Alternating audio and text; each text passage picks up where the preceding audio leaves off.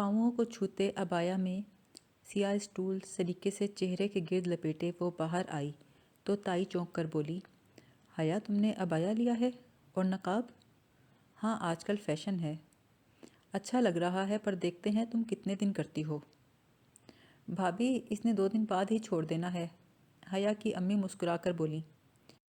تائی کو شاپنگ کروا کر شام ڈھلے وہ واپس آئی تو ابا اور تایا فرقان لان میں بیٹھے تھے۔ سپہر میں زارا آ گئی۔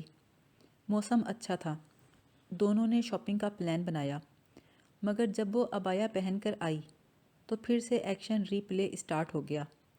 وہی حیرت، سوال، تفتیش اور تشویش۔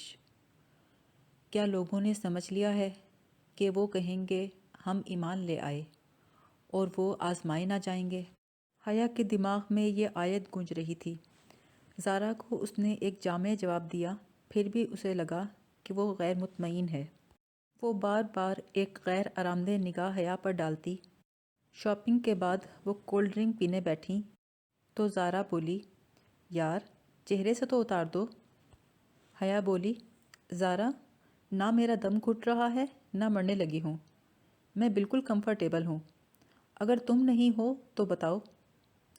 وہ حیا سلیمان تھی۔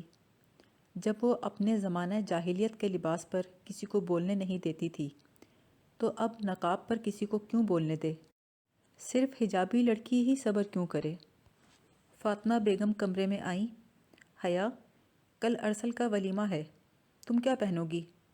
پلیز اس دن کی طرح دوپٹہ مت لپیٹ لینا۔ پر اماں مکس گیدرنگ ہے، نقاب تو کرنا پڑے گا۔ کیا ہو گیا ہے تمہیں حیا؟ کس سے کرنا ہے نقاب؟ وہاں سب اپنے ہی ہوں گے، مردوں اور عورتوں کی ٹیبلز الگ الگ دور ہوتی ہیں۔ اماں سب سامنے ہی تو بیٹھے ہوتے ہیں، اور وہ سب کزنز ہیں، سگے بھائی تو نہیں۔ اور پھر ویٹرز بھی تو پھر رہے ہوتے ہیں۔ ویٹرز؟ وہ تو بچے ہیں حیا، 20 سال کے بچے ہیں، تم بحث کیوں کر رہی ہو؟ نہیں اماں، میں تو بس وضاحت کر رہی ہوں نقاب کی۔ پہلے تو تم اتنی ماڈرن تھی۔ وہ چپ ہو گئی۔ زمانہ جاہلیت کا تانا کیسے چابک کی طرح لگتا ہے، کاش یہ تانا دینے والوں کو معلوم ہو سکے۔ جی میں پہلے نہیں لیتی تھی، لیکن اگر اب کرتی ہوں تو مجھے پراپر طریقے سے کرنا چاہیے نا۔ تم شادی پر نقاب لوگی تو لوگ کیا کہیں گے؟ نہیں لوں گی امی تو اللہ کیا کہے گا؟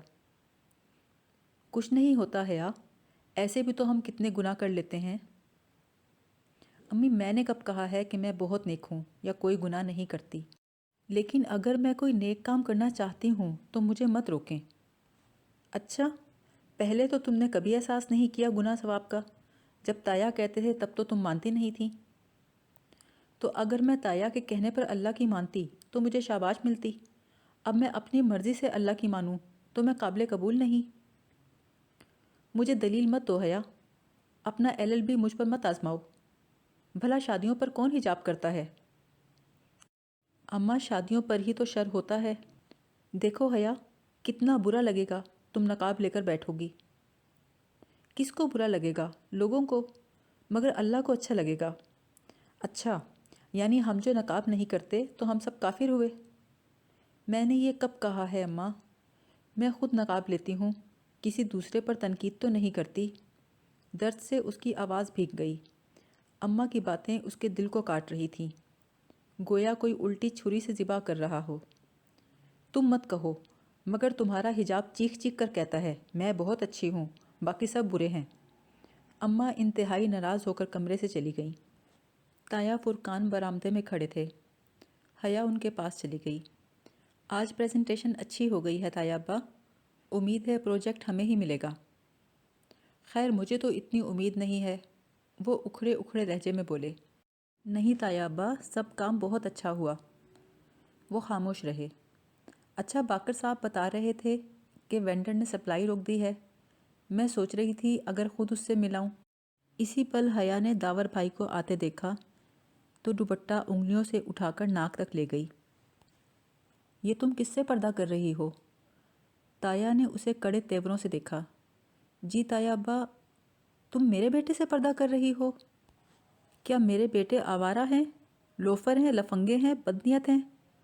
تم میرے بیٹوں کو گھٹیا نیچ ثابت کرنا چاہتی ہو؟ ان کی غصیلی آواز سن کر کافی لوگ جمع ہو گئے۔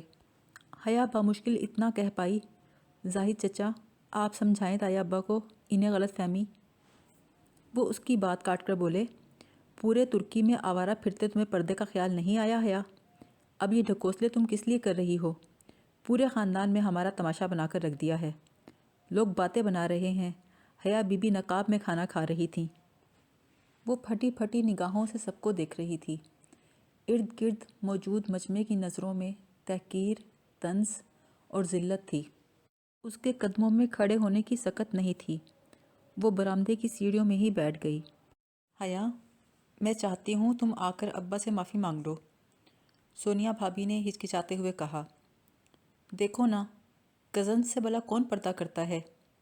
میری ایک فرینڈ پٹھان فیملی سے ہے، مگر ان کے ہاں بھی چہرے کا پردہ نہیں کیا جاتا۔ ٹھیک ہے، پردہ اسلام کا حصہ ہے، مگر اب اس کو دقیانوسی سمجھا جاتا ہے۔